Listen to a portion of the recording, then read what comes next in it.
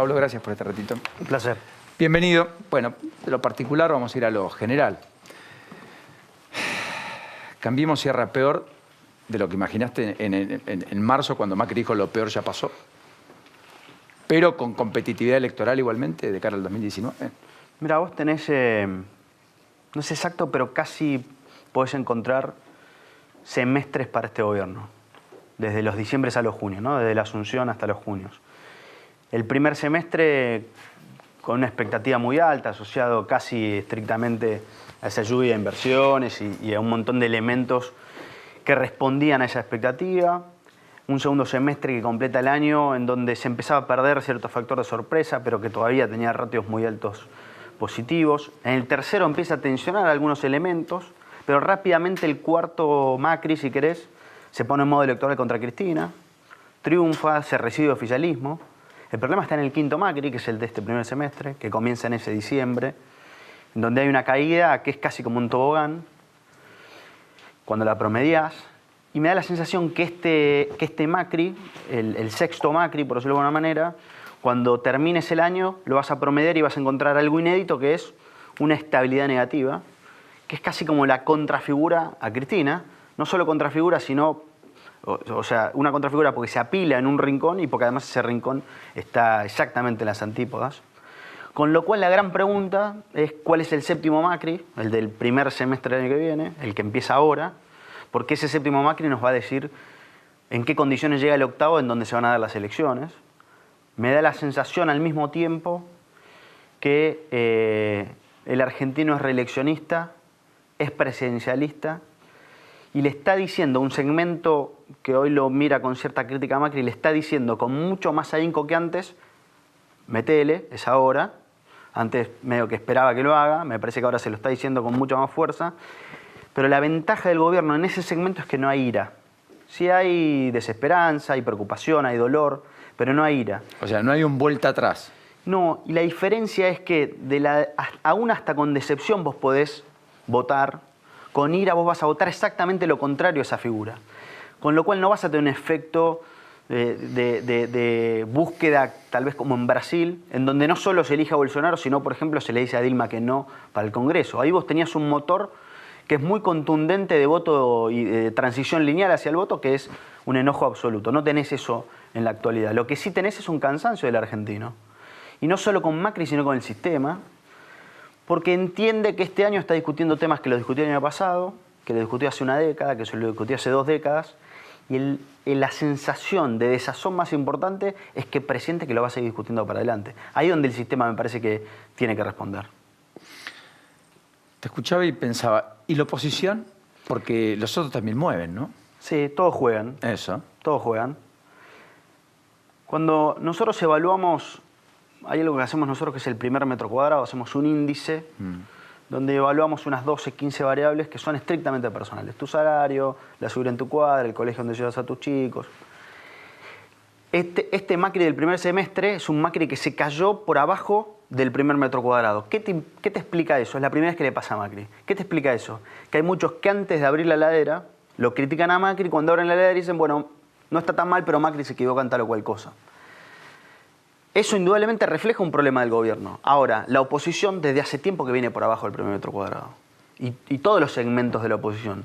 Con lo cual, lo que te evidencia esto es que al argentino, que le viene yendo más o menos mal, depende en qué argentino te pares, al argentino le va mejor que a la política en la Argentina, con ese mismo argentino.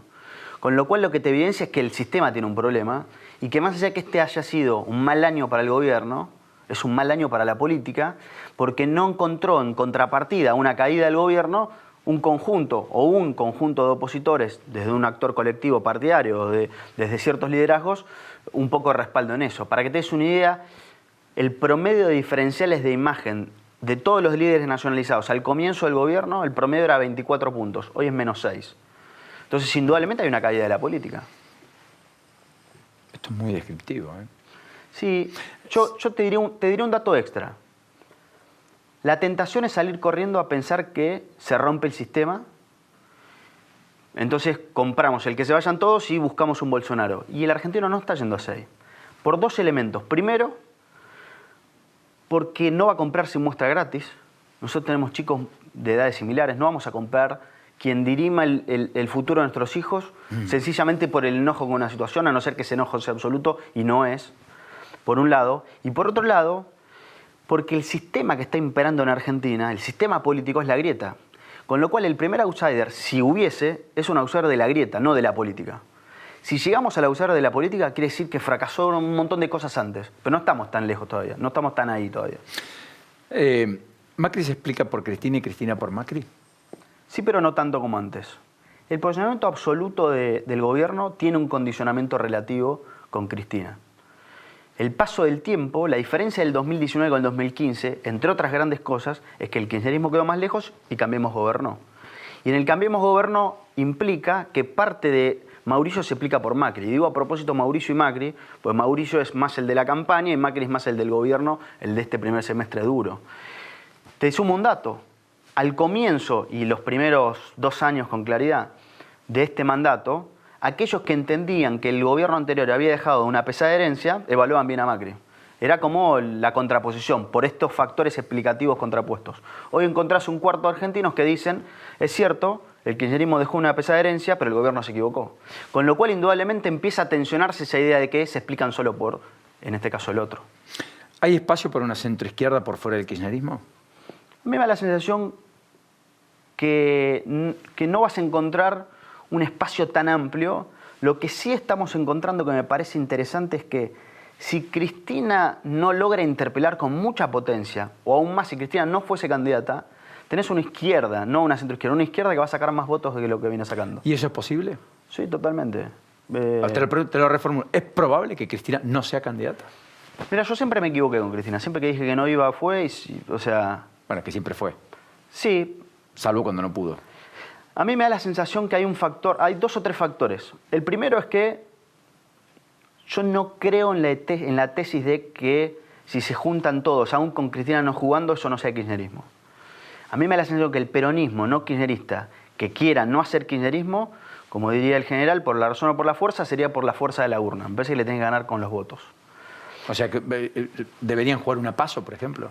No, me parece que le tenés que ganar por afuera. Porque todo lo que... Mi sensación es que todo lo que multiplicás por kirchnerismo da kirchnerismo.